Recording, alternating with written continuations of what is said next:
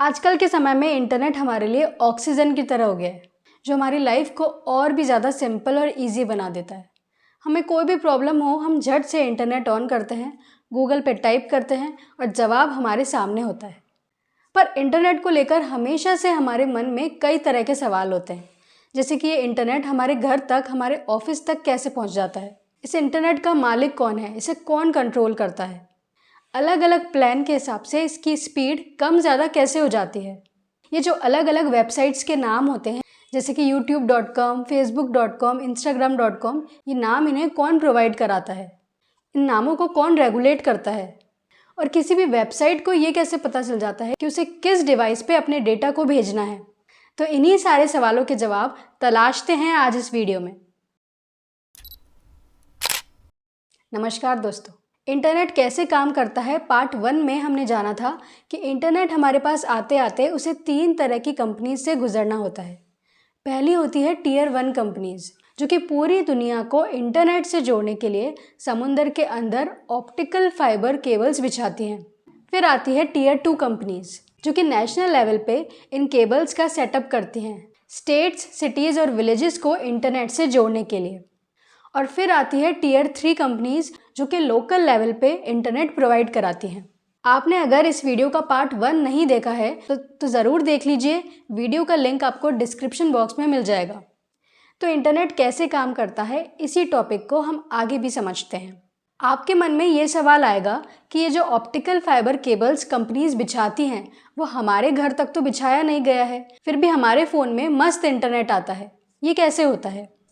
दरअसल होता ऐसा है कि ये ऑप्टिकल फाइबर केबल्स वैसे तो समुंदर के अंदर बिछाए जाते हैं, और जहाँ समुंदर ख़त्म हो जाता है वहाँ ज़मीन के नीचे इसे बिछाया जाता है, जिसे fibre to home FTTH connectivity कहा जाता है। पर इंडिया में फाइबर टू होम अभी सब घरों तक नहीं पहुँचा है। बहुत से ऐसे गवर्नमेंट और प्राइवेट इनिशिएटिव्स हैं जो फाइबर टू होम को बढ़ावा दे रहे हैं, जैसे कि Bharat net, national digital communication policy, act fibre वगैरह वगैरह। पर अभी के लिए ये फाइबर केबल्स आपके सबसे पास मौजूद सेलफोन टावर्स तक जुड़े हुए हैं, जिससे आपके फ़ोन में सिग्नल आता है।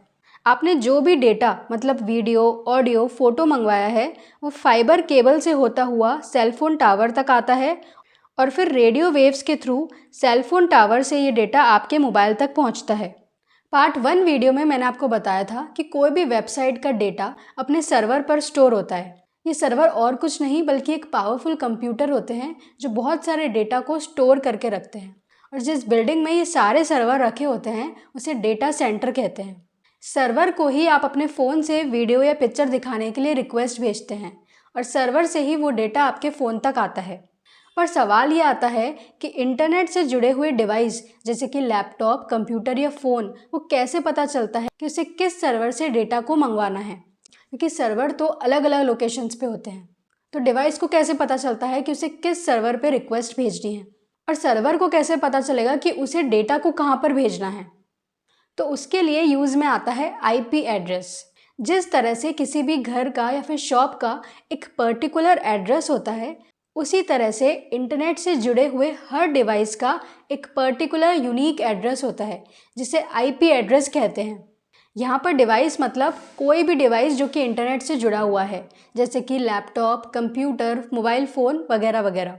IP एड्रेस मतलब इंटरनेट प्रोटोकॉल एड्रेस, जो कि एक नंबर होता है, जैसे कि 998.1.2836 या फिर 5.23, इस तरह से, क्योंकि यूज़र्स को याद करना मुश्किल होता है। पर कंप्यूटर्स के लिए ये नंबर्स याद रखना इजी होता है, क्योंकि वो मैथ्स को आसानी से समझते हैं।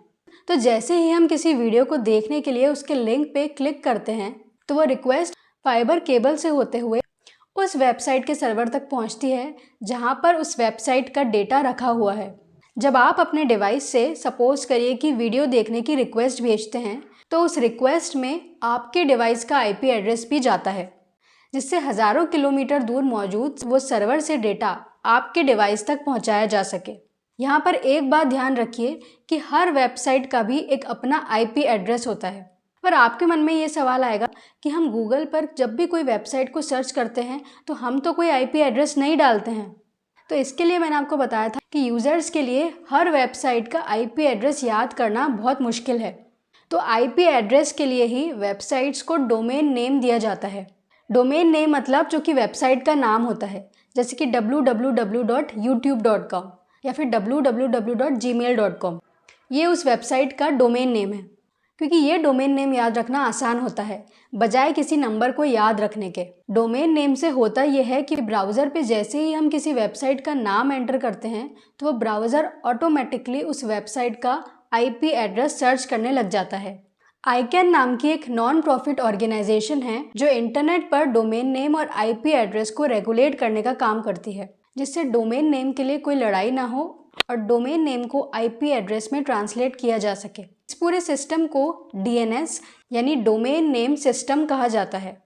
आईकैन का फुल फॉर्म है internet corporation for assigned names and numbers. तो ऐसे करके DNS सर्वर के थ्रू वेब ब्राउज़र किसी भी वेबसाइट का IP एड्रेस ढूंढता है और आपके डिवाइस की रिक्वेस्ट को उस पर्टिकुलर सर्वर तक पहुंचा देता है। और जैसा कि मैंने आपको बताया कि उसी रिक्वेस्ट में आपके डिवाइस का भी IP एड्रेस होता है, तो उसी की हेल्प से डेटा आपके डिवाइस तक पहुंच जाता है। अब सबसे इम्पॉर्टेंट सवाल ये आता है कि प्लान के हिसाब से इंटरनेट की स्पीड कम और ज़्यादा कैसे हो जाती है, क्योंकि केबल्स तो सबके लिए एक जैसे बिछे हैं, फिर ये कैसे मुमकिन है।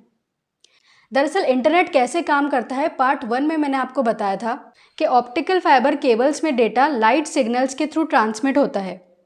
हर यूज़र के लिए अलग अलग लाइट सिग्नल होता है जिसे वेवलेंथ कहते हैं। उदाहरण के लिए एक ऑप्टिकल फाइबर केबल में 1000 यूज़र्स के लिए 1000 अलग अलग वेवलेंथ होती है। हर यूज़र के लिए एक स्पेसिफिक वेवलेंथ उस यूज़र के द्वारा लिए गए प्लान के हिसाब से डिसाइड होता है, जिससे उनके डेटा को अलग से ट्रांसमिट किया जाता है और स्पीड भी कम ज़्यादा होती है वेवलेंथ के हिसाब से। जितनी कम वेवलेंथ उतनी ज़्यादा स्पीड। इस टेक्नोलॉजी को वेवलेंथ डिवीजन मल्टीप्लेक्सिंग WDM कहते हैं। तो प्रैक्टिकली सबसे पहले सर्वर से निकले हुए डेटा को लाइट सिग्नल में कन्वर्ट किया जाता है, फिर हर यूज़र को अलग अलग वेवलेंथ असाइन की जाती है। इसके बाद इन लाइट सिग्नल्स को ऑप्टिकल फाइबर केबल्स में ट्रांसमिट किया जाता है और फिर रिसीविंग एंड पर लाइट सिग्नल को फिर से डेटा में कन्वर्ट करके यूज़र के डिवाइस पर भेज दिया जाता है। इससे हर यूज़र के लिए इंटरनेट की स्पीड भी अलग हो जाती है। इंटरनेट कैसे काम करता है इस टॉपिक पर अगर आपके मन में और भी कोई डाउट है या सवाल है तो कमेंट सेक्शन में आप पूछ सकते हैं। और आगे भी ऐसे ही नॉलेज से भरपूर वीडियोस को देखने के लिए क्यूरियस सेंटर को सब्सक्राइब कीजिए और वीडियो को ज़्यादा से ज़्यादा शेयर कीजिए। Thanks for watching.